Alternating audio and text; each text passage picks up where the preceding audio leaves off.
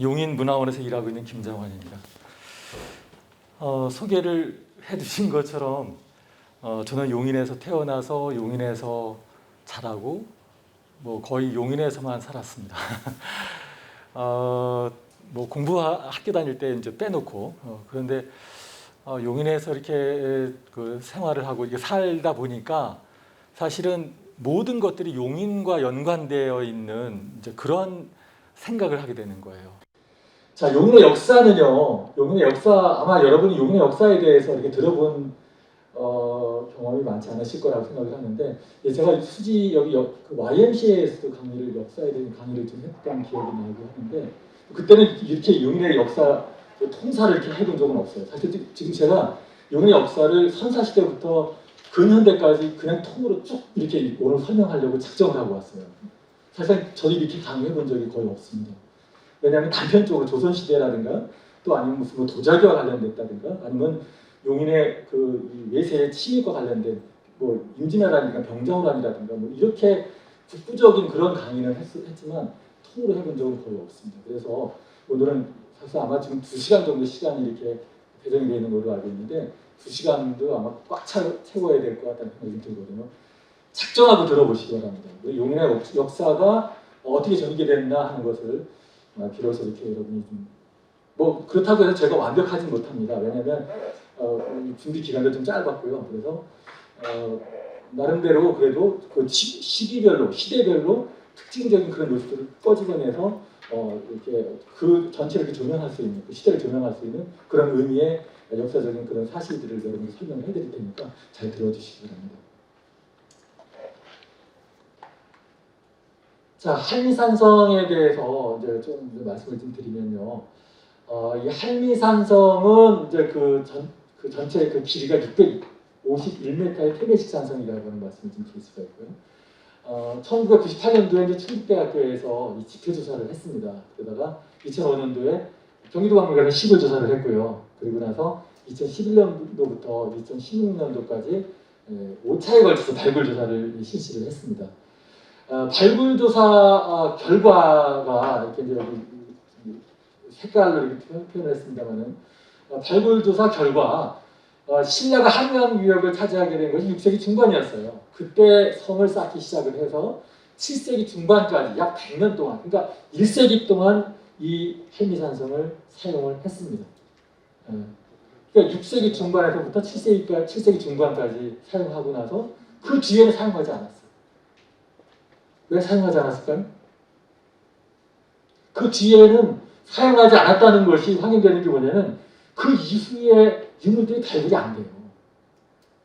그 이후에는 사용하지 않았다는 이유는 무엇이겠어요? 더 이상 성이 필요 없게 됐잖아요. 삼국이 통일됐으니까. 그렇죠? 자, 이 한미산성이 왜 중요한지 이 공간적인 위치에 대한 설명을 좀 드리도록 하겠습니다. 우선은요, 이 한미산성이 그런 얘기 참 많이 합니다. 한미산성에 대해서 한참 얘기를 하면 한미산성이 뭐가 그렇게 중요하다고 한미산성을 자꾸만 얘기하느냐고 그런 얘기를 해요. 근데 요걸 알면은요, 한미산성이 왜 중요한지 이해할 수가 있습니다. 자, 보십시오. 우선은요, 한미산성이 여기 있죠. 여기 지금 한미산성이 있습니다. 근데 여기 보시면 경안천이 있어요. 이쪽에는 경안천이 여기 지금 호등에서부터 쭉 이렇게 발원을 해서 여기 그 김양천이라고 하는데 이쪽을 용인시내 중심을 지나고 포곡을 지나고 모현을 지나고 그 다음에 광주를 지나고 팔당을 지나고 한강까지 이르게 돼요. 그러니까 한강이 그 구성되는 전체 물줄기가 남한강하고 북한강이 거의 97%, 나머지 3%가 이 경안천에서 흘러가는 물이 한강을 이루게 됩니다. 그래서 이 경안천이 흘러가게 되고요. 또 한편으로 이쪽으로 뭐가 있느냐면 탄천이 있어요. 탄천은 어디냐면 여기 그 법화산에서 발원을 합니다. 법화산에서부터 시작해가지고 이쪽에 그 보정동을 지나고 죽전을 지나고 그 다음에 거기 성남을 지나고 그래서 송파구를 지나서 한강을 또 이루게 돼요. 자, 보시면요. 제가 왜 그 하천을 얘기를 했느냐면은 군사가 이동할 때는요. 하천을 타고 다녔어요. 하천을 따라 다녔어요. 여러분 한번 생각해 보세요. 뭐 10만 대군이 이동을 한다고 생각해 보세요. 그럼 10만 대군 이동하려면은 말도 가야 되고 무기도 옮겨야 되고 또 그 10만 대군이 매일 먹을 식량도 가지고 가야 되잖아요. 그러면 만약에 산으로도 간다고 생각해 보세요. 산을 올라갔다가 내려갔다 올라갔다 내려갔다 이렇게 이동해야 될 거 아니에요. 얼마나 힘들겠어요. 그거 어떻게 끌고 다녀요? 그러니까 어떻게 해요? 하천을 따라갑니다.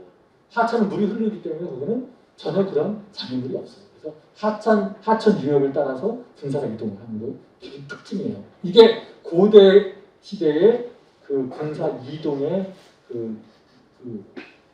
이동로가 바로 하천이었다는 것을 우리가 생각하면 쉽게 이해할 수 있어요. 그래서 여기 그 북쪽으로는 한강 유역을 차지한 신라 입장에서는 북쪽에서 내려오는 고구려군을 막아야 되고요. 그렇죠? 남쪽에서 올라오는 백제군을 또 막아야 되잖아요.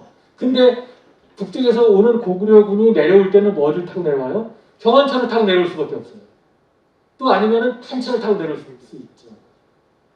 또 이 밑에는요, 보시면 진이천이라고 있어요. 진이천. 여기 문리나 소리에서 발원해서 쭉 여기 송전저수를 지나가고 이쪽에 남양만으로 내려가고 또 신갈천 같은 경우도 이 동백동에서 발원을 해서 신갈 저수지를 지나서 오산천을 합류를 해갖고 또 이 남양만으로 흘러갑니다. 그러니까 이 아래쪽에서 올라오는 백제군 같은 경우는 진이천을 타고 올라오든가 아니면 오산천을 타고 올라올 수 있거든요.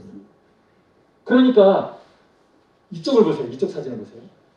경안천 수계를 타고 내려오는 백제군을 막고, 고구려군을 막고, 또 탄천 수계를 타고 내려올 수 있는 이 고구려군을 양쪽에서 막을 수 있는 곳, 그 다음에 백제군을 여기서 진이천과 오산천에서 막을 수 있는 꼭지점에 해당되는 게 한산선입니다.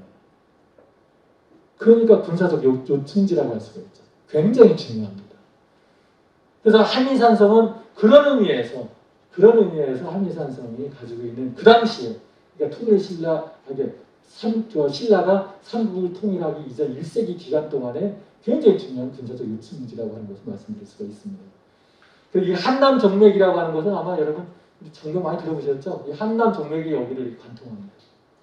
자, 그런가 하면은요, 당시에 이 당나라와 교류를 하려면 당항진을 통해서 교류를 했어요. 그 당항진이 어디 있느냐면 지금 알려져 있기로는 여기 지금 화성 지역이라고 이렇게 얘기를 하는데 이 당항진을 가려면은 한미산성을 꼭 거쳐야 됐어요.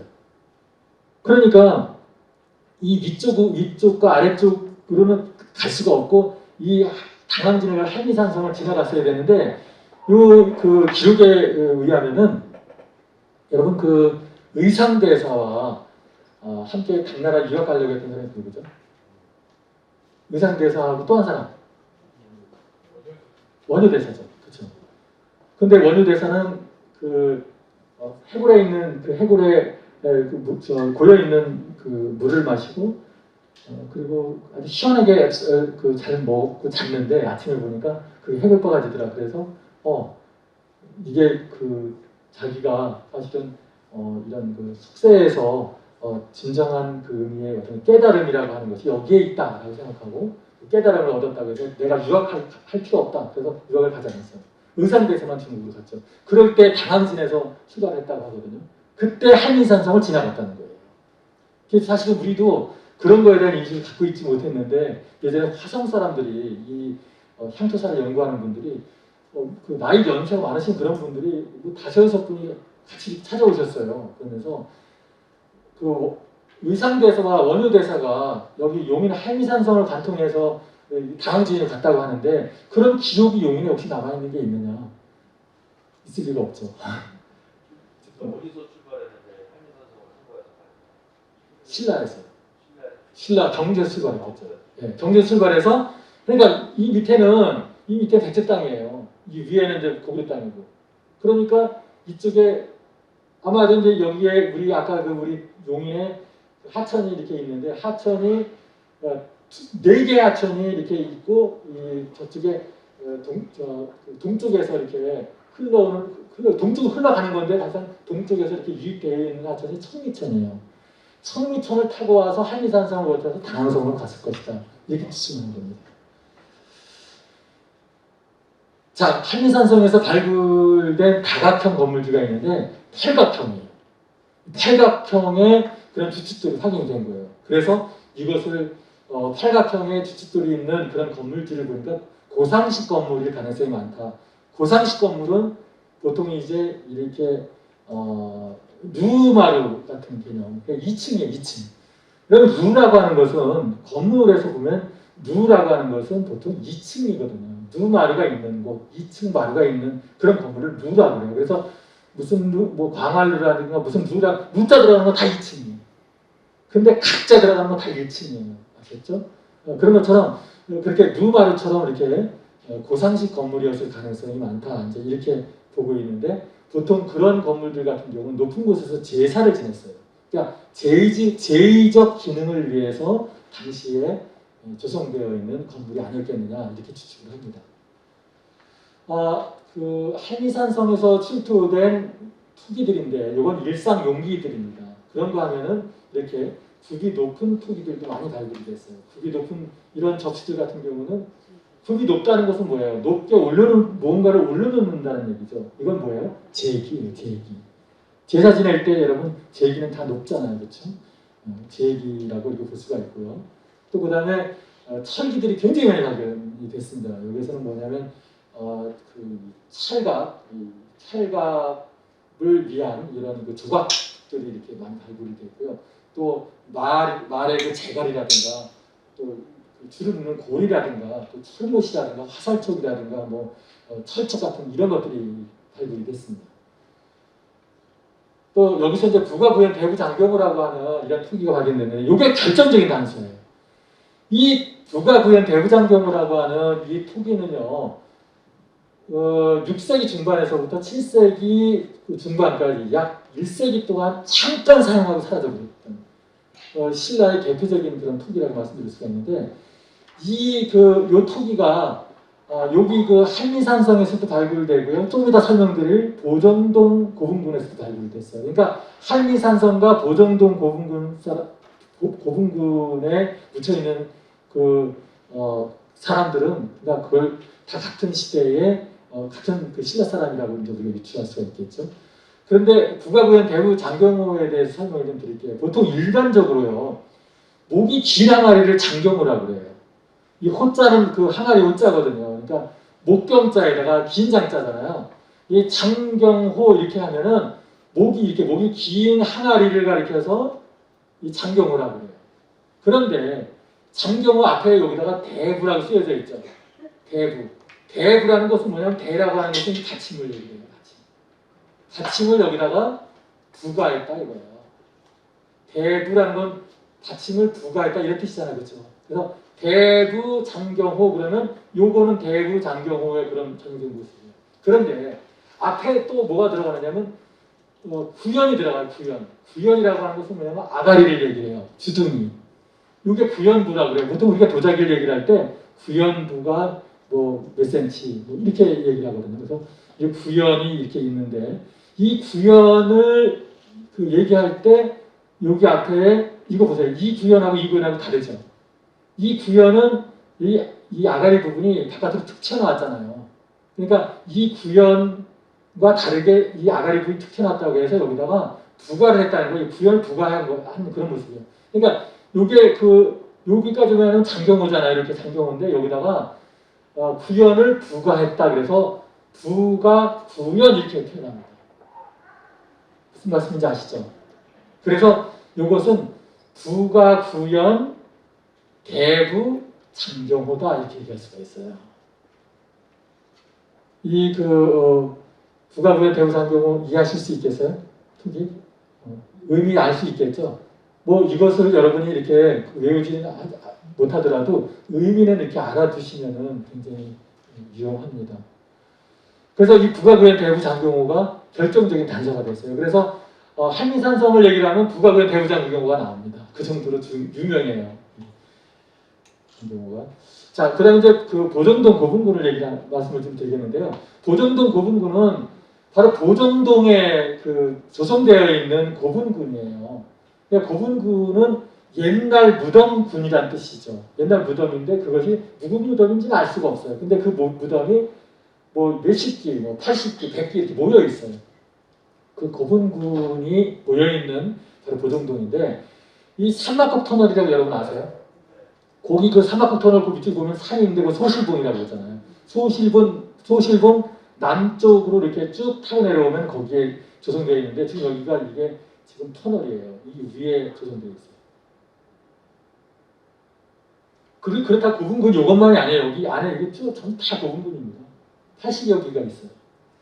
자, 도정동 고분군의 위치를 보시면요. 이쪽은 부성이고 여기 이제 수지 풍덕천 이쪽에서 이렇게 오는 그런 길이고 또 이쪽으로 가면 신가이고 이쪽은 광교고 여기 어디쯤인지 아시죠? 여기 사막국 터널이 이렇게 있는 여기인데 여기가 이제 이렇게 그 석성로라고 해요. 석성로를 타고 이렇게 가다 보면 여기서 쭉 들어가면 여기가 삼막국 저수지가 여기 있어요. 삼막국 저수지를 가기 전에 차를 여기다 세워놓고 여기서 내려서 걸어가면은 쭉 여기 이제 그 보정동 고분군 입구거든요. 쭉 들어가면 여기가 보정동 고분군이 이렇게 분포가 되어 있습니다. 여기서 확인할 수가 있는데 들어가 보시면 이런 모습이에요. 입구에 이렇게 표기가 되어 있고요. 고분군의 모습입니다. 그리고 또 일부는 고분군을 이렇게 발굴을 해서 여기다 유리창을 달아서 일반인들도 가서 안을 들여다볼 수 있게 만들어놨어요. 볼 수가 있는데 안을 들여다보면 어떤 모습이냐면 이런 모습입니다. 이렇게 고분군이 조성되어 있는데 이것은 횡구식 석각군이라고 얘기를 하는데 이 횡구식 석각군이라고 하는 것은 당시에 신라 시대에 그 신라 사람들이 그 유행하던 그러한 그 매장 방식이었습니다. 그래서 이것이 신라 고분이라고 하는 것을 확인을 할 수 있었고요.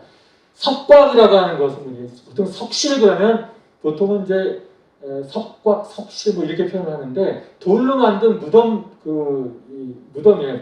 돌로 만든 무덤인데 무덤 안에 여기 같은 경우는 석곽 그러면 이게 이제 여기 돌이 덮여 있었어요 이렇게. 근데 이 돌을 열어보면 이 안에 이제 그 관이 있는 거예요.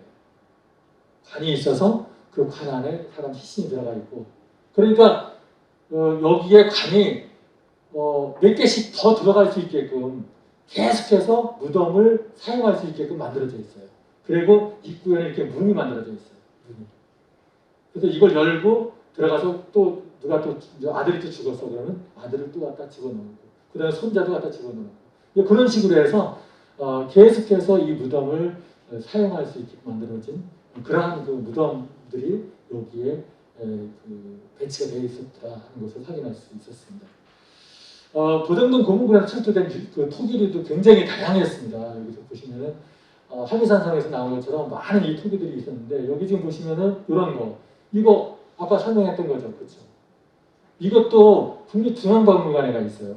이거는 멀쩡한 것이 무덤이기 때문에 보통은 그 산성에서 나온 것들은 산성에서 사용하다가 그것이 잘 보관이 안 되고 사용하지 않으면 깨질 수밖에 없잖아요. 깨진 파편만 나왔는데 한미산성에서는 이 무덤에서는 무덤에다가 일부러 갖다 집어넣는 껴놓기를 해놓은 거기 때문에 그것을 온전하게 확인할 수가 있었습니다. 그래서 이것이 국립중앙박물관에 가 있는데 이것이 이제 아까 말씀드렸던 것처럼 부가 구현이 있고요. 그 다음에 대부가 있고요. 장경호죠. 그래서 부가 구현, 대부 장경호다라고 하는 것을 말씀드릴 수 있습니다. 자, 다음에 이제 고려시대 용인을 설명을 좀 드리도록 하겠습니다. 고려시대는요, 용인은 고려시대의 역사를 가장 중요하게 그렇게 여기고 있습니다. 고려시대의 역사라고 하는 것은 뭐냐면은, 다른 시대하고 비교해 볼 때, 조선시대에는 용인을 나타내는 특징적인 그런 것들이 별로 없어요. 아니, 없다는 게 아니라 많지 않아요. 그런데 고려시대는 시대적으로 조선시대보다도 훨씬 더 오래된 500년 이전의 그런 그 시기에 존재했던 역사인데도 불구하고 우리 용인에는 고려시대의 역사, 유적 또는 역사적 사실들이 그들에게 온전하게 남아있다고 하는 것을 여러분께 말씀드립니다. 그래서 고려시대 용인을 설명을 좀 한참 좀 드려야 되는데 아까 말씀드렸지만 그 왕조가 바뀌게 되면은 지역 행정구역이 개편된다고 말씀드렸죠. 그런 것처럼 고려라고 하는 나라가 왕건이 이제 고려를 이제 개창을 했잖아요. 그러면서부터 행정구역 개편을 했어요. 그래서 삼국시대에 묘로라고 처음에 불렀다가 그 다음에 규성, 그 다음에 거서관 이렇게 부르던 것을 고려시대 들어오면서 용구현으로 또 개칭이 돼요. 그러니까 지역 이름이 용이라고 하는 지역 이름이 용구라는 그런 이름으로 바뀌게 됩니다. 그리고 용인에는 여기 고려 시대의 대표적인 그 유적이 있는데 그것이 뭐냐면 서리백자 유지예요. 서리백자 유지는 어떤 그 의미를 가지고 있느냐면 우리나라에서 최초로 도자기를 만든 곳이다. 이렇게 얘기할 수가 있어요. 저는 단언해서 얘기를 합니다. 이것이 물론 학계에서는 아직까지 인정을 받지 못하고 있어요. 그런데 나온 여러 가지 그 도자 파편들을 분석을 해볼 때, 도편을 분석해 볼 때 용인은 분명히 우리나라에서 최초로 도자기를 만들었던 그런 곳이다. 적어도 다른 곳에서도 같이 만들었을 수도 있는데 적어도 다른 어떤 지역과 같이 초창기 때 만들어졌거나 아니면 용인만 단독으로 앞서서 만들어졌을 가능성이 굉장히 높다는 걸 말씀드립니다. 그리고 또 용인에는 또 이 그 서봉사라고 하는 사찰이 있었는데 이건 수지에 있어요. 여기 지금 수지에 그 서봉사지와 현옥사탑비가 지금 이제 발굴 조사를 하고서 요즘에 학술대회를 몇 차례 걸쳐서 했는데 요거는 아마도 영주하면 생각나는 게 영주 구석사가 이러면 생각나죠. 영주 구석사와 거의 비슷한 형태의 규모도 그런 정도의 형태의 사찰이었다는 것이 입증이 되고 있습니다. 또 그다음에 그 1232년도에 우리나라의 그 몽골군이 침입을 해오는데 2차 침입 때 용인에서 몽골군과 맞서 싸운 그 민초들이 정말 혁혁한 공을 세웠어요. 뭐냐면 그 10만 김하병과 싸워서 승리를 했다는 거죠. 세계 역사 유례가 없습니다.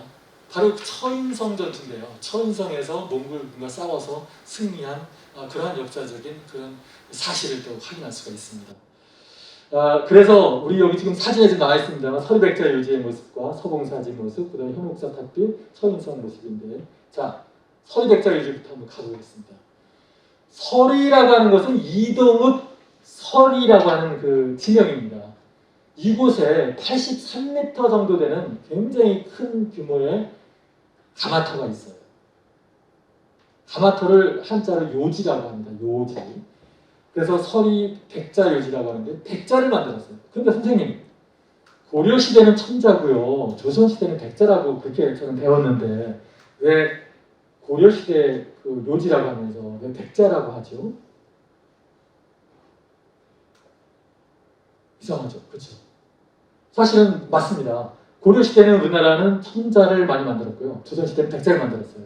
그런데 여기서 이제 먼저 단서를 가지고 가야 될 건 뭐냐면은 천자와 백자 중에서 어떤 게 더 만들기 어려울까요? 천자가 더 어려울 것 같죠? 그럴 것 같죠? 전혀 안 그래요. 백자예요. 천자는요, 보통 진흙 갖고 구우면 거의 다 천자가 나와요. 천자는 쉽게 만들 수가 있어요. 거기에 이 진흙 속에 철분이 얼마만큼 들어있느냐 하는 거에 따라서, 또 그 다음에 소성한다고 그래요.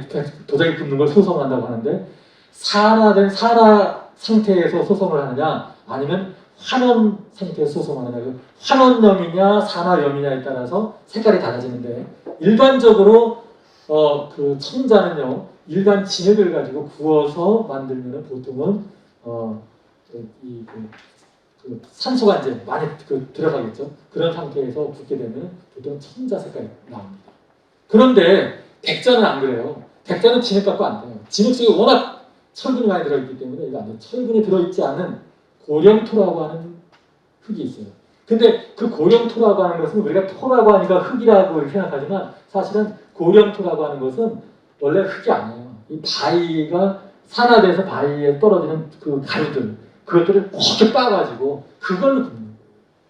그럼 그게 백자가 되는 거죠. 그것도 환원형. 그러니까 공기를 처음엔 공기를 주입해서 공기가 들어가 있다가 나중에 공기를 완전히 차단시켜버려요. 그러면 그 속에서 그 안에 있는 철분까지 다 이거를 용해시켜버리는 거예요. 그러면 그게 유리한 백자입니다. 그래서 백자는 고난도의 기술이 필요하고, 또 태토라고 하는 이제 그 흙도 고령토라고 하는 그런 귀한 흙을 사용을 해야만 되거든요. 그런데 고려 시대에 천자가 많이 만들어진 건 사실인데, 초기에 처음 도자기 만들 때 그때부터 백자가 만들어졌다고 하는 것이 바로 용인 서리백자 요지에서 확인이 됐습니다. 이것도요, 우리가 이제 생각해야 될 게 뭐냐면, 이 중국과 연관해서 생각을 해봐야 돼요. 중국이 사실은 원래 북송시대, 남송시대 이렇게 얘기를 하잖아요. 그렇죠? 근데 이 북송시대에는 이제 그 나라가 굉장히 편안했어요. 그러면서 뭐 여러 곳에서 도자기 만들었는데 그때 이제 오랑캐가 이제 내려오면서 중국이 이제 떠밀려 내려가게 됐죠. 그래서 양자강 이하로 내려가면서 이 남송 시대가 오게 되는데 당시에 위에서 내려오는 그런 그 여진족에 밀려서 다 도자기를 굽던 그런 사람들이 그 자기 고향을 떠나서 이 한반도로 들어오게 돼요. 그런데 특히 이제 제일 많이 들어온 데가 월주라고 하는 곳에서 그 도공들이 우리나라에 들어오게 되는데 월주요에서 활동하던 도공들이 우리나라에 와서 도자기를 굽게 됩니다. 그때 아마도 어떤 경위를 통해서 들어왔는지 모르겠습니다만은 우리 용인의 이 서리에 제일 먼저 들어와서 도자기를 구웠다고 하는 것이 확인이 되고 있습니다. 지금. 제가 좀 설명을 좀 드리겠는데요. 이제 여기 서리 백자 요지는 두 군데가 있어요. 중덕이라고 하는 곳이 있고 상반이라고 하는 곳이 있습니다. 상반 바로 여기입니다. 이 앞에 금방 제가 보여드렸던 여기는 중덕이고요. 중덕도 이것도 위쪽을 보고 찍은 사진이고 하나는 아래쪽을 보고 찍은 사진인데 발굴하다가 위쪽은 발굴을 중단했어요. 발굴을 안 했어요. 덮어버렸어요. 이거 왜 그러냐면 아래쪽만 발굴하고 위에는 나중에 후손들에게 이제 과제를 넘겨준 거죠. 지금은 우리가 발굴을 하더라도 발굴 그런 수준이 기술 수준이 이 정도밖에 안 되는데 아마도 후세들에게는 더 높은 수준의 그런 기술을 가지고 발굴을 할 수 있을 것이다라고 해서 후세들의 몫으로 남겨놨습니다. 그게 바로 이 윗부분이에요. 이 윗부분입니다. 이 상반 같은 경우는 발굴을 했는데 이게 이제 여기 발굴하다 보니까 1기, 2기, 3기, 4기가 나와요. 근데 3기 정도에 만들어진 거기 때문에 이건 시대가 좀 늦어요. 그렇기 때문에 이거는 상반에 그냥 넘어가고요. 자, 서리 백자 요지 발굴 개요라고 해서 이게 좀 설명을 좀 드리려고 했는데, 자 여기 서리가요 굉장히 이 후미진 골짜기예요. 엄청 골짜기예요. 근데 이 골짜기에 왜 여기에 이런 도요지가 있을까? 사실은 굉장히 의외예요. 그런데 그 해답은 의외로 쉽게 찾을 수가 있습니다. 왜 그러냐면 거기에서 하천이 흘러내려가는데 그 하천이 바로 진이천 발원지예요. 그 진이천은 어디에요? 쭉 타고 내려가서 성전저수지를 지나서 평택을 지나가고 서해안을 빠져요. 그건 무슨 얘기냐? 하천이 흐른다는 것은 그 하천을 이용해서 배에 도자기를 싣고 이동했다는 뜻이 되거든요. 근데 도자기는요 일반 마차에다 실으면요 이 길이 그 당시는 아스팔트도 없잖아요, 그렇죠? 이게 덜컹덜컹거리기 때문에 이 도자기가 깨져요. 그런데 배에다가 싣고 가면요 깨질 염려가 없죠. 그래서 그 당시부터 더구나 도읍이 어디였어요? 개경이었어요. 개성이었기 때문에 이 배에다 싣고 서해안으로 해서 이렇게 개경으로 올라갈 수 있는 백길이 있었다는 얘기죠. 그래서 여기에 서리에 이런 백자 요지가 이렇게 존재하게 됐고요. 특히 여기는 일제 강점기 때 이 나무 목재상들이 굉장히 많이 들어와서 목재상이 활동이 활발했다고 이렇게 전해지고 있는데 그 얘기 무슨 얘기냐면 이 서리라고 하는 마을에 굉장히 이 산림이 우거져 있어요. 숲이 많아요. 그러니까 풍부한 땔감이 존재했다는 얘기죠. 그것을 이용해서 도자기를 구울 수 있었다고 하는 것을 확인할 수 있는 그런 굉장히 중요한 그런 단서가 되겠습니다. 자, 원래 이 서리백자 요지는요, 이 서리백자 요지라고 하는 것이 존재하는 것을 확인할 때가 일제강점기 때예요. 일본인 미술 교사가 우리나라에 다른 사람들은 뭐 고려 천자 이런 것들 돈 되는 것만 찾아다니는데 이때 여기에 이 백자 요지를 천자 백자 요지를 찾아다니던 그런 사람이 있었어요. 그분이 우리나라에 이런 도자기 가마터를 700여 개나 발굴을 했어요. 그리고 자기가 논문을 써요. 그걸 발표를 했어요. 사실은 일본 사람들이 다 나쁜 사람은 아니라는 걸 그 사람을 통해서 확인을 했어요. 그분은 정말 자기가 이 조선이라고 하는 나라는 그분이 조선하고 어떤 관련이 있는지 모르겠지만 어쨌든 간에 이 조선이라고 하는 나라는 진짜 이 도자기의 나라다. 이렇게 그 도자기를 만들던 그런 그 도요지가 천국에 산재해 있는데 아무도 관심이 없고 전부 다 그냥 막 파헤치고 그래가지고 전부 다 사라지고 있다. 너무 안타깝다. 이것을 발굴을 해서 이걸 전부 다 기록으로 남겨놓을 필요가 있다. 그래서 그 조사를 전부 다 했어요. 그때 그분이 조사한 바로 도요지가 바로 서리백제로죠. 그리고 60년대 정양모 선생이라고 국립중앙박물관에 있는 이분은 우리나라의 도자기의 대부라고 할 수 있는 분이에요. 도자기의 역사를 진짜 초창기 때부터 이렇게 정립한 그런 분인데 이분이 서리에 직접 와서 딱 보고 이건 백자유지다라고 하는 것을 확인을 해서 전국에 알려지게 됐고요. 그리고 1980년대에 호암미술관에서 본격적으로 발굴 조사를 실시를 했습니다. 3차례에 걸쳐서 발굴 조사를 했는데 발굴 조사를 해보니까 보통 지금 여기 이제 그 층이 바닥에 도요지 그 터는 전부 다 쓰다가 또 버리고 쓰다가 버리고 그렇게 해서 그냥 거기 그대로 이렇게 덮여 있기만 한데 들어가서 상세히 보니까 초창기 때에 벽돌로 가마를 만들었어요. 그랬다 나중에 진흙을 만들었어요. 그러니까 초창기 때 그 가마는 벽돌 가마터였고 전층료라고 해요. 그거를. 그러다가 나중에 진흙으로 만들었다. 토층료로 바뀌었다는 것을 확인을 했습니다. 이것은 뭐냐면 전층료, 그러니까 벽돌 가마터는 중국의 영향을 받은 거고 나중에 이게 이제 우리나라 고유의 기술로 이전되면서 그때부터는 진흙 가마터로 바뀌었다는 것을 확인할 수가 있었고 또 퇴적층이라고 하는 것은 뭐냐면 이제 이렇게 여기 이쪽에 보시면요. 가마를 굽다 보면 거기에 그 가마를 보호하기 위한 그런 도구가 하나 있어요. 용기가 하나 있어요. 용기. 이걸 갓발이라고 하는데 그 안에다 만약에 접시를 하나 굽는다 그러면 갓발 속에다가 접시를 집어넣어요. 그리고 거기다가 얇은 그 자갈을 넣고 거기에다 펴펴이 싸놔. 그래서 그러면 거기에 이제 무슨 뭐 이렇게 재라든가 뭐 이물질이 안 들어가잖아요. 그래서 그걸 온전하게 줄 수가 있는데 붓고 나면 그 안에 있는 그 도자기를 빼내면 그 갓발은 한 번밖에 못 써요. 그냥 다 버리거든요. 그게 쌓인 게 바로 이 퇴적 유구예요. 이게 다 갓발들이거든요. 그러니까 초창기 때에 쌓여졌던 갓발은 맨 밑에 있고 그 다음에 점점점 시간이 흐를수록 위로 올라갈 거 아니에요.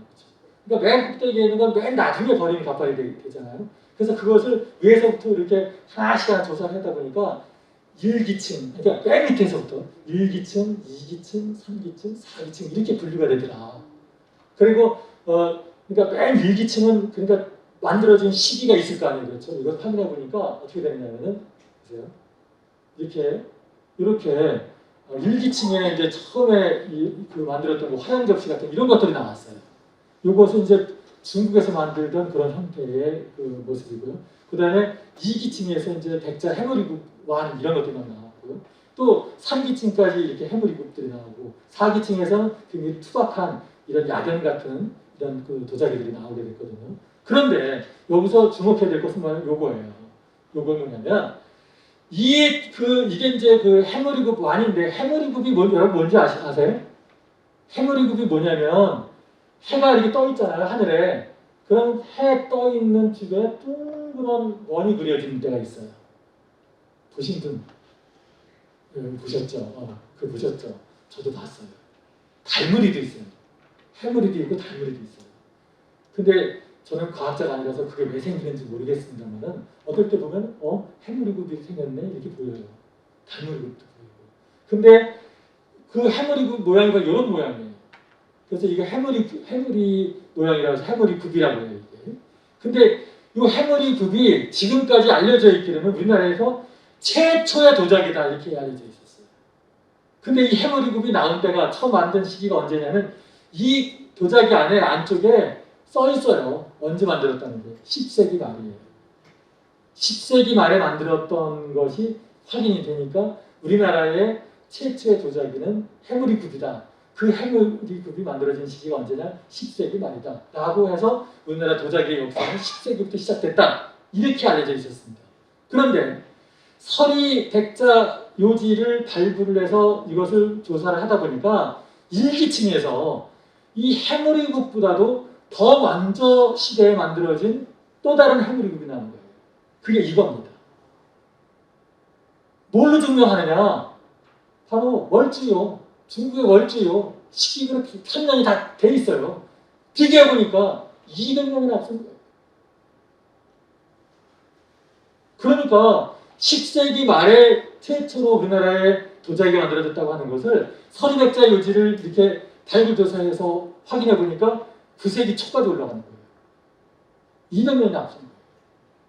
이거 여러분 별거 아닌 것처럼 생각하실지 모르겠습니다만은 도자사에서 시원이라고 하는 것은 진짜 단 50년도 굉장한 거거든요. 근데 200년이나 앞당겼어요. 서리백자 요지가 가지고 있는 그러한 도자사적인 그 중요성이 바로 여기에 있습니다. 근데 이게 지금 현재 학계에서는 인정을 못 받아요. 왜 그럴까요? 이미 수많은 이 도자사학자들이 이 해물이 가지고 벌써 박사학위 받고 다 받았거든요.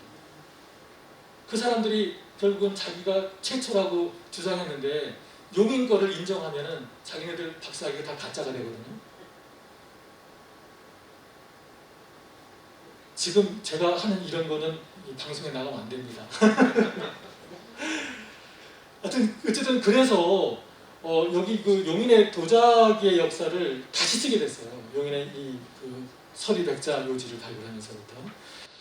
자, 그래서 여기 지금 이제 서리백자 요지의 그 발굴의 의의를 이제 몇 가지 말씀드리면요. 금방 말씀드린 것처럼 도자사의 시원은 10세기 말에서 9세기 초로 앞당겼다고 하는 거. 또 그 다음에 도자사 연구에 있어서 굉장히 획기적인 자료를 제공했다. 이렇게 말씀드리는데 뭐냐면은 태저층이 1기, 2기, 3기, 4기 이렇게 쭉 유지되어 온 그 역사가 그대로 도자기 편년이 돼요. 그러니까 다른 지역에서 도자기 파편이 발견돼서 그걸 갖다 우리 용인에 대입해보면 이건 12세기 초, 이건 13세기 말 이렇게 나오는 거예요. 그 도자사의 편년을 우리 용인에서 결정적인 그런 그 편년을 제공하는 그런 계기가 됐다고 하는 말씀드리고요. 또 더구나 아까 말씀드렸습니다만 중덕의 중덕 백자 요지 같은 경우는 그 길이가 83m나 돼요. 세계에서 가장 깁니다. 이 가마터가. 길어봤자 보통 우리나라에 있는 가마터, 저쪽 당진에 있는 가마터 이런 것들 같은 경우 아무리 길어봤자 20m, 15m, 좀 더 길면 한 35m 이 정도밖에 안 돼요. 근데 여기 83m나 돼요. 그래서 현대의 그런 기술로서 83m가 되는 이런 장대한 가마를 어떻게 운영했을까? 지금도 이거를 입증하지 못해요. 그러니까 83m를 구현할 수 있는 기술이 없다는 얘기죠. 그러니까 그 당시에 우리나라 고려 시대에 가마터를 운영했던 고려 사람들, 고려 도공들의 기술 수준을 우리가 이것을 통해서 확인할 수 있는 거예요. 굉장히 수준이 높았다고 하는 것을 추정할 수가 있습니다. 그리고 또 우리 용인 같은 경우는요. 여기 말고도 서리백자 요지 말고도 60여 곳에 달하는 그러한 가마터가 발굴이 됐어요. 굉장히 많아요. 뭐 그거는 고려 시대부터 시작해서 분청사기 요지라든가 뭐 옹기라든가 뭐 백자 굉장히 흑요까지 시커먼 그 도자기 만드는 데까지 굉장히 다양한데 그것이 용인 전역에 분포되어 있어요. 여러분 도자기의 그 도시라고 하는 이천이나 여주 같은 경우는 이런 거 우리 용인 같은 이런 도요지 하나도 없어요. 없어요 거기는. 용인만 그렇게 있어요. 이걸 발견해서 보니까 우리나라의 도자기의 역사를 그대로 새로 쓰게 되는 거죠. 용인 것만 가지고. 그러니까 우리 용인 같은 경우는 도자기의 도시다 이렇게 얘기할 수가 있을 정도로 도자기에서 있어서만큼은 굉장히 중요한 그 도자사적 의미를 가지고 있다 말씀을 드릴 수가 있습니다. 그런데 왜 용인은 이천이나 그 여주처럼 도자기 축제 하나 못합니까? 바보라서 그래요, 바보라서. 예, 그런 얘기 참 많이 듣는데 되게 속상합니다. 정말 속상합니다. 자, 그 다음에 현옥사탑비를 서봉사지와 현옥사탑비를 설명드리겠습니다. 이 서봉사지라고 하는 것은 이제 서봉사라고 하는 사찰이 있었다고 이렇게 얘기를 했잖아요. 여기를 이제 발굴 조사를 좀 하고 있는데요.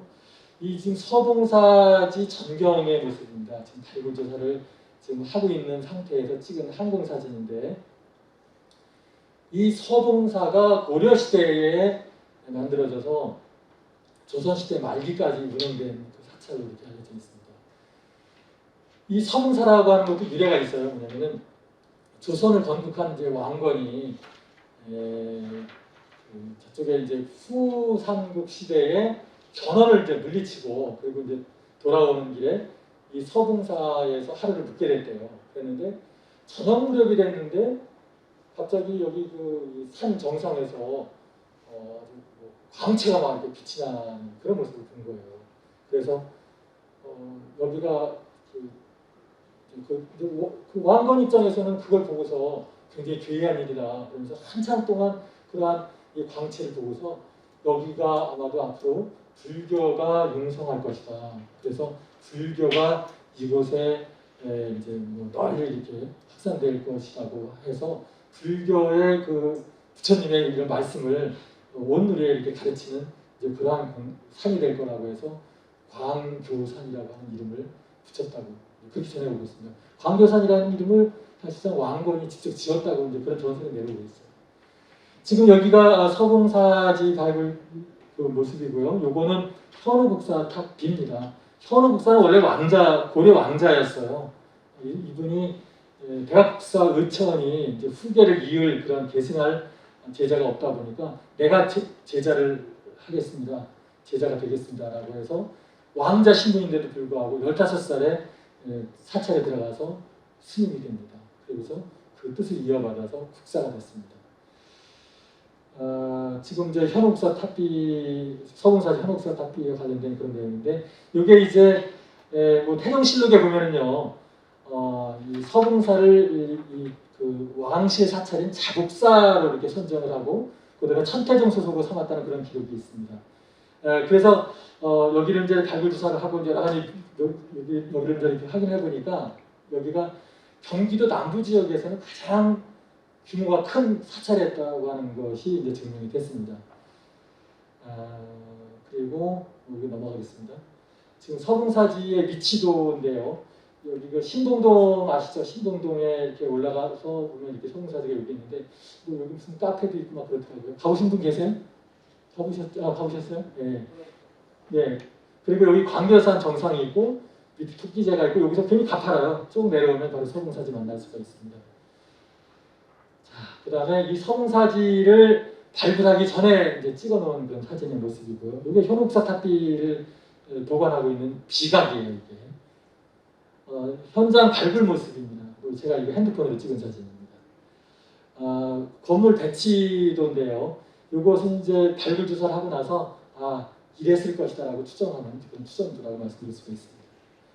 자, 그런데 현옥사 여기가 이제 서봉사지가 여기가 왜 서봉사지라고 하는 그런 근거가 될 만한 것이 아무것도 없었어요. 이게 그냥 추정만 했어요. 처음에 발굴 조사할 때 이게 서봉사일 가능성이 많다. 왜냐하면 광교산에 있다고 이렇게 기록이 있으니까.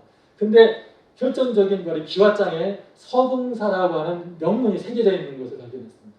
그래서 여기가 바로 서봉사지구나라고 하는 것을 확인을 하게 됐습니다. 그리고 여기 그 철기류가 발견됐는데 이것은 조선시대 겁니다. 임진왜란 때 이 광교산에서 엄청난 전투가 벌어졌어요.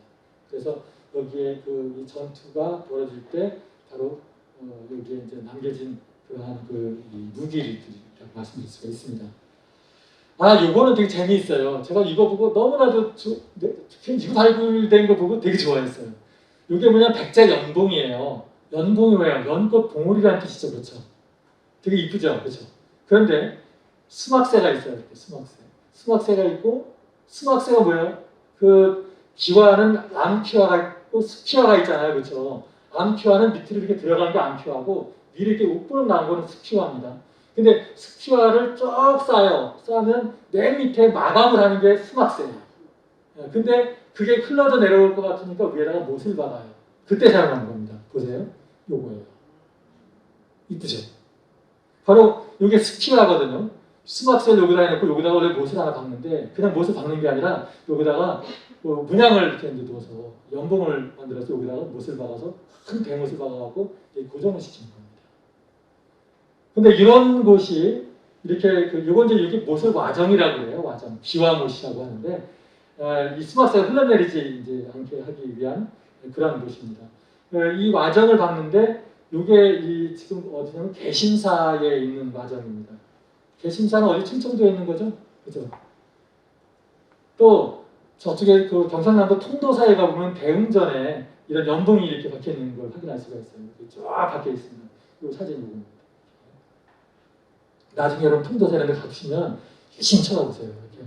이런 것들도 아는 만큼 보여요. 모르면 안 보여요, 사실은.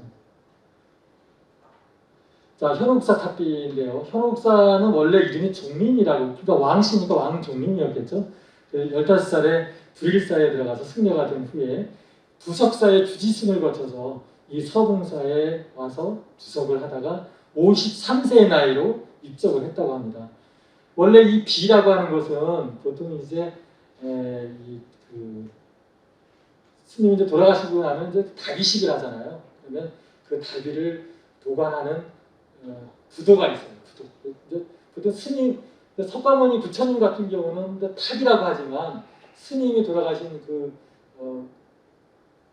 돌아가시고 나면 거기는 보통 부도라고 하는 데다가 모시거든요. 근데 부도를 세워놓고 나서 그 부도를 설명하는 이 비석을 이제 세운 건데 부도는 없어지고 사라지고 비석만 남아 있는 거예요. 이 비석. 그래서 이것도 원래 이 자리에 있었던 게 아니라고 그래요. 딴 데 있는 것을 이쪽으로 옮겨다 놓은 것이다 이제 이렇게 얘기를 하는데 하여튼 이 부도는 어디로 가는지 알 수는 없지만 어쨌든 여기에 이런 내용이 이제 새겨져 있는 이 탑비가 세워져 있습니다. 자, 다음은 천성을 얘기를 하겠습니다. 이 천성이라고 하는 것은 아까도 말씀드렸습니다만은 몽골이 우리나라에 이제 이렇게 침략을 해왔죠.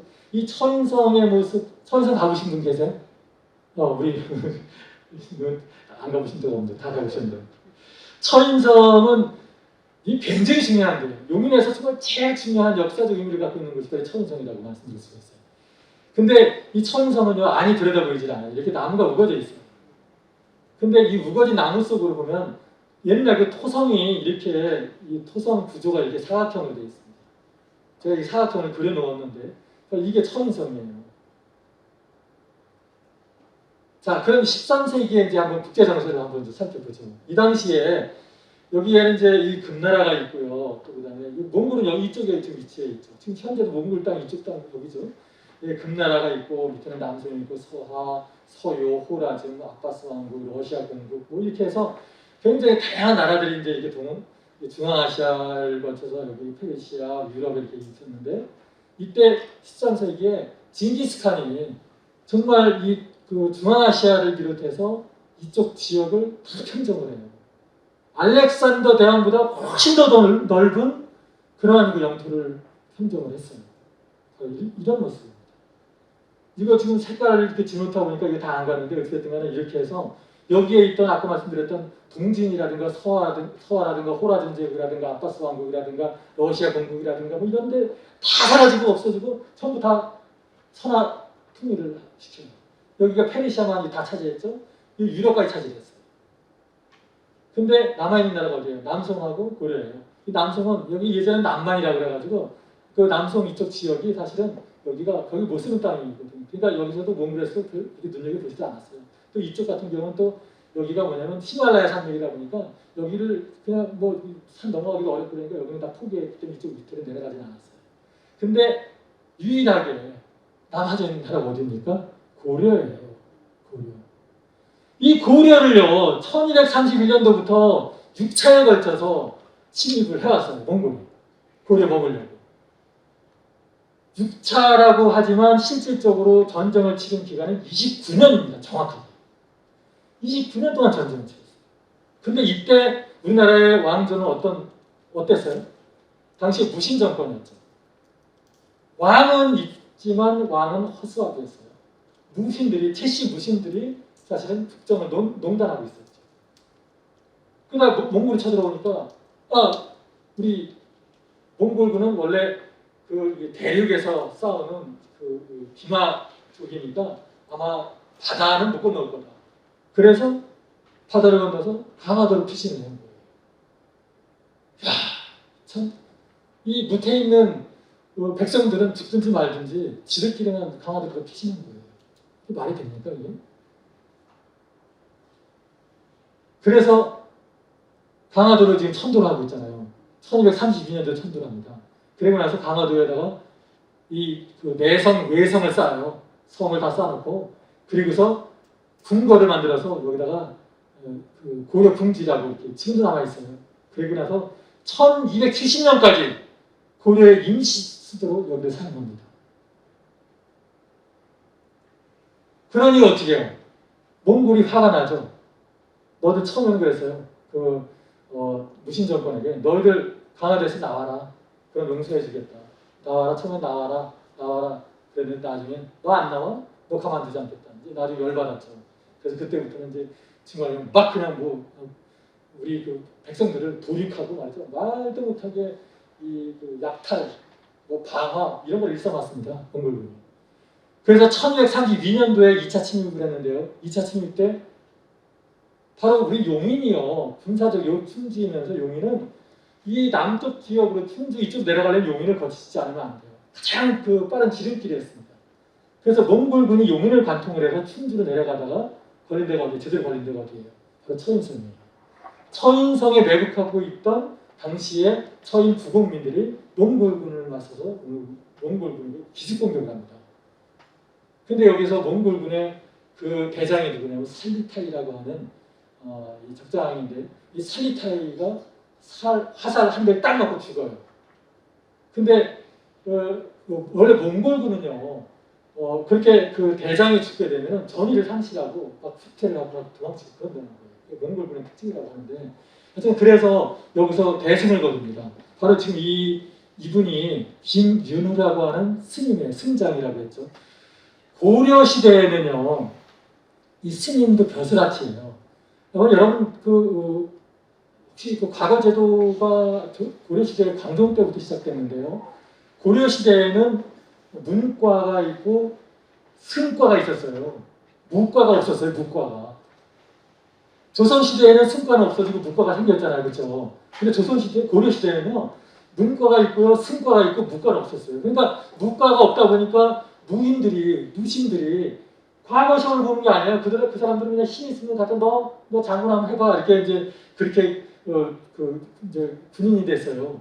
그러다 보니까 문신들 입장에서는 무신들이 과거도 보지 않고 이렇게 배설을 하는 무신들이 우습게 보이겠죠. 그러니까 그들을 마구 뭐랄까 무시하고 심지어는 수용까지 태우고 말이죠. 이런 일이 있다 보니까 무신들이 어때요? 가만히 있을 수가 없잖아. 이거 안 되겠다. 문신들 다 죽이고 국가를 위해 막 좌지우지 하는 그런 상황까지 가는 것이 바로 무신정권 시기. 100년이요, 100년. 자그마치 딱 100년 동안 무신들이 우리나라 국정운동을 했습니다. 이게 처인성에서 그렇게 해서 그 전투를 벌이는 그런 모습인데 이 당시에 여기 처인성에 있던 이 백성들은 어떤 사람들이 있냐면 부국민들이에요. 여러분 그 고려시대 행정구역 공부할 때 예전에 보면 향소 부국 배웠죠. 예, 그럴 때 그 향은 보통 일반적 백성들이 살고 평민들이라고 할 수 있지만 소와 부국 같은 경우는요 천민 집단이에요. 소 같은 경우는 그래도 그나마도 약간 신분이 좀 높아요.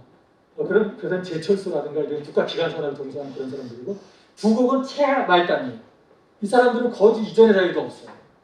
그러니까 이 사람들은 성이 있잖아요. 그러면 그 성을 완전히 관리를 해야 돼. 그리고 거기에 있는 토지들 그런 것들을 개간을 해서 거기서 먹고 살고 이동을 못해요. 그러니까 천민 집단들이 모여 사는 곳이 바로 부국인데 여기가 처인 부국이었다는 거죠. 그러니까 이 사람들 입장에서 볼 때는 거주 이전의 자유도 없으니까 피난을 갈 수도 없어요. 그러니까 앉아서 몽골군에게 당할 수밖에 없는 거죠. 이래서 죽든 저래서 죽든 한번 싸우다가 죽자라고 아마 그랬는지 모르겠어요. 그래서 진짜 싸워보자. 그래서 싸웠는데 이긴 거예요. 그래서 이게 처인성 전투도인데 이게 전쟁 기념관에 있습니다. 전쟁 기념관에 이렇게 전시되어 있는 그림입니다. 그리고 용인시 박물관에 전시되어 있어야 되는데 전시가 안 돼 있어요. 이게 우리 문화원에서 용인 전시관을 운영할 때는 이거를 상시적으로 전시를 했었는데 용인시 박물관으로 옮겨가고 난 뒤부터는 전시를 안 하더라고요. 조금 그래요. 이거는 우리 장수로 역사거든요. 이상학 선생이 용인에 있는 작가가 이거 그린 이것도 그릴 때도 직접 몽골에 가서 직접 이거를 고증을 하고 해서 그림을 그렸어요. 근데 이게 지금 전시가 안 되고 있습니다. 시정부에는 그대로 지금 들어가는 것 같아요. 하여튼 천성 전투도의 이 모습이고요. 자, 그때 천성 승첩의 공은 누구냐 하는 거, 이 고려사에 나오는 내용으로 볼 때 이 그 김인호 승정은 요거까지만 하고 할게요. 고려까지만 끝나고 바로 이제 쉬는 시간 갖겠습니다. 이 그 고려사에 보면은요, 김인호 승장에게 네가 이렇게 그 몽골군을 물리쳤으니까 너에게 벼슬을 주겠다 해서 상장군을 제수를 해요. 그런데 이 그 김인호 승장이 뭐라고 하냐면 나는 그때 활도 없었다, 활도 들고 있지 않았다 이렇게 얘기를 합니다. 진짜 활을 들고 있지 않았을런지 모르겠지만 어찌됐든 간에 그 승리의 공을 부국민들에게 이렇게 뭐랄까 그 공을 이제 이렇게 넘겨준 바로 이 김인호 승장의 리더십을 엿볼 수 있는 그런 대목이라고 볼 수가 있습니다. 그런 반면에 또 똑같은 고려사에 이렇게 나와 있어요. 김인호가 활로 쏴주겠다. 누구를? 살리타이를. 그런데 이제 요게 이 김인호 승장의 이런 그 리더십 제가 말씀드렸습니다만은 이것을 확인할 수 있는 경우에는 이 김인호 승장이 나중에 순주성에서도 전투를 벌이거든요. 근데 거기서 배수진을 쳐요. 거기서는 이제 결국은 그 죽는 이기거나 아니면 죽거나 하는 그런 상황이 됐어요. 근데 그때 이 전열을 상실하고 이제 그 장기간 이제 전쟁을 벌이다 보니까 굉장히 이제 그 백성들이 어려운 상황이 됐겠죠. 그러니까 그때 김인호 승장이 그 당시 거기 뭐 이 전쟁을 하면 전쟁에 나오는 군사들은 다 노비들이에요. 그 노비들에게 너희들 집에 있는 노비 문서 다 가지고 와라. 다 가지고 오게요. 그리고 노비 문서를 여기다 불태워요. 자, 너희들이 당당하게 이렇게 몽골군과 맞서 싸우는 거에 대해서 내가 이것은 너에게 포상의 의미로 노비 문서를 다 불태워주겠다라고 불태워. 중요하잖아요. 바로 그런 카리스마가 있고요. 그런 리더십을 갖춘 사람이 바로 김인호 승장이었어요. 그런 것으로 볼 때 여기서 내가 활을 가지고 있지도 않았다라고 말한 것은 이것은 여기 진짜 어렵게 살고 있는 그 바로 백성들, 부국민들을 위해서 아마도 그런 말을 하지 않았을까 이런 생각이 듭니다. 자, 그래서 처인 부국에서 처인현으로 승격이 됩니다. 이제 이렇게 최서 묘지명에 이제 그런 내용이 나와 있는데 이건 무슨 뜻이에요? 부국민이었는데 부국민들이 사는 바로 부국이었는데 여기가 현으로 승격이 돼요. 그러면 거기에 있는 이 천민들이 다 어떻게 돼요? 현민이 되는 거예요. 그러니까 노비에서 벗어나는 거가 되겠죠. 그런 의미를 가지고 있어요. 이게 단순히 이 그 지역이 부국에서 현으로 승격됐다는 단순한 의미만 생각할 것이 아니고 여기에 종사하고 있는, 여기에 살고 있는 부국민들의 그런 지위도 향상이 됐다고 하는 것을 확인할 수가 있습니다. 자, 그리고 또한 이 당시에 여기에 그 부국민들이 분연이 일어나서 몽골군과 와서 싸운 것이 나중에는 임진왜란 때 의병의 효시가 됐고요. 또 일제강점기 때는 일본군과 항일 독립운동을 펼친 그 독립군들의 정신적인 그런 바탕이 되었다 이렇게 말씀드릴 수가 있습니다. 자, 지금 여기 천성에 세워져 있는 천승적 기념비이고요. 이것은 경기도 기념물 제44호로 지정이 되어 있습니다. 용인문화원에서 해마다 천성 문화제를 개최를 하고 있습니다. 그리고 천성의 이 승첩은 정말 우리 후손들에게 물려줄 정말 자랑스러운 우리의 역사다.